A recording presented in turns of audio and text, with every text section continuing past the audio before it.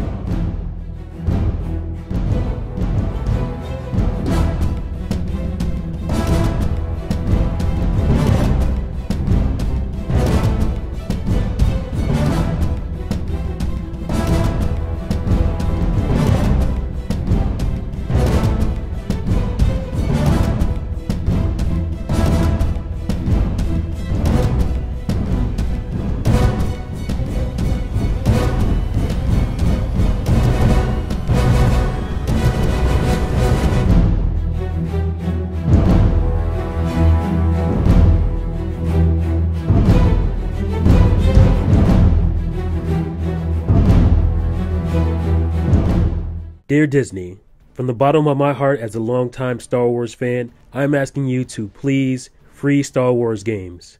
It feels like I've been playing Star Wars games forever, for as long as I can remember. The first movie I remember seeing in the theaters was Return of the Jedi, and even though they get a lot of flack these days, I loved Ewoks. I was the right demographic, I was a kid, and I really loved those little things, and even to this day I don't understand why Ewoks get so much hate. I just think that has to do with the post-Jar Jar Binks era. Then we had a hiatus for the movies for a little while, but in the early 90s we started getting games again. The LucasArts games on PC, as well as the Super Star Wars games on my Super Nintendo. Those games were excruciatingly hard, but I had a lot of fun playing them. And then we heard some rumblings about there being more Star Wars movies coming, and the original trilogy with some enhancement were going to be back in the theaters again. I was overjoyed, I couldn't believe it, and we got it, and it was just amazing. Some people were upset about some of the CG, but I was mostly happy with it. I'm not so much of a purist that I didn't enjoy that stuff. And as I mentioned before, with Jar Jar Binks, we got Episode 1, The Phantom Menace,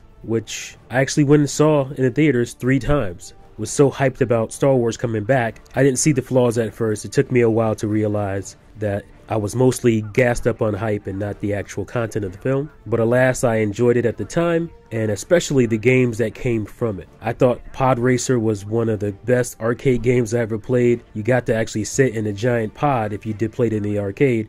And the games that actually came out on console were really good too. The one for N64 and Dreamcast, which looked almost arcade perfect. And we also got Battle for Naboo, which was, I believe, created using the Star Wars Rogue Squadron engine that was created by Factor 5 on the N64. And both of those games proved to be excellent as well. And we just continue to get a plethora of really cool Star Wars games on PC and on every console that was out in the early to mid 90s. Everything from realistic flight simulator to fighting game even. Star Wars Battle for Terra Kasai, I believe it's called. Wasn't a good game at all, but at least it was something different. They were trying new things with the Star Wars license, and I was just happy to get a bunch of games. Great to even mediocre with the Star Wars license. It didn't matter to me as much as it mattered that I was getting a lot of different types of games with Star Wars on the logo.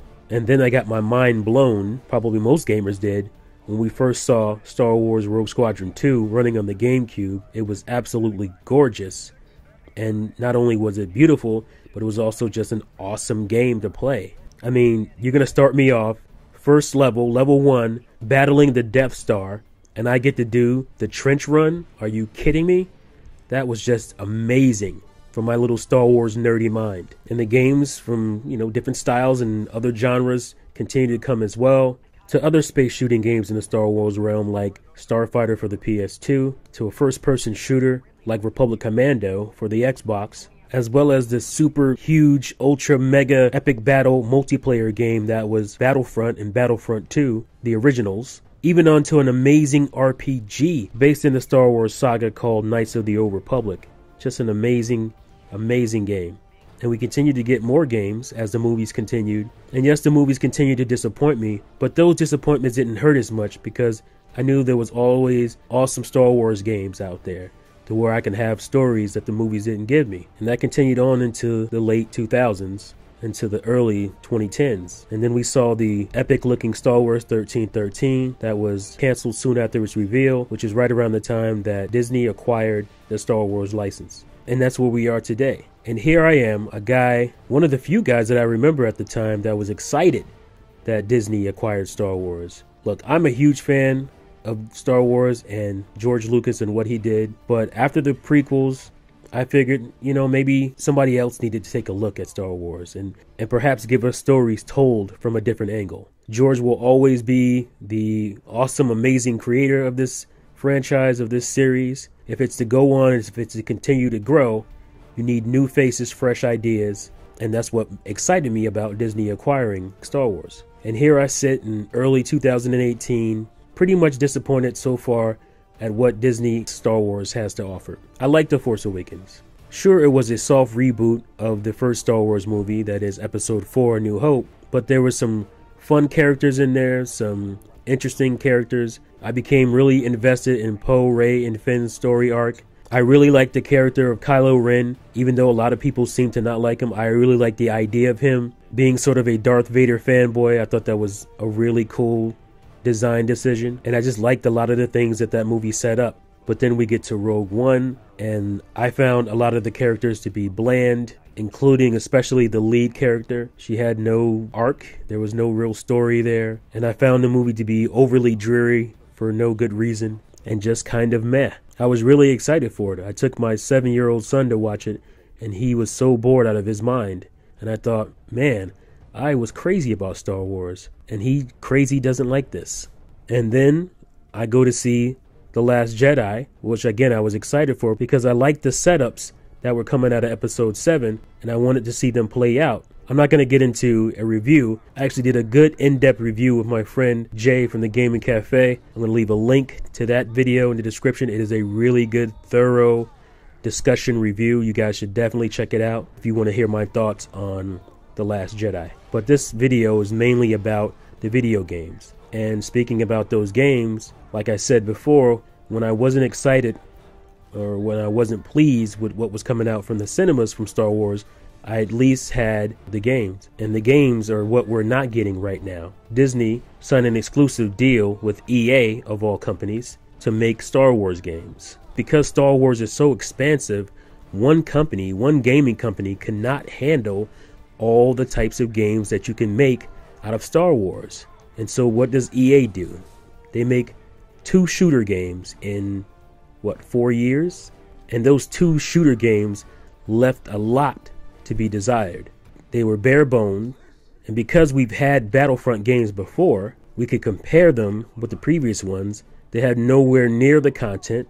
Fans were not happy with that. And now with this latest one, microtransactions seem to be the most important thing to EA. And that whole debacle has not only just tarnished Star Wars video games, but I think the Star Wars brand. And that's why I'm asking you, Disney, if you're listening to me, a huge Star Wars fan. Luke Skywalker was my first hero. So please free him. Please free the universe that he comes from. And give us games from different companies like we've had before. Like back when we had LucasArts.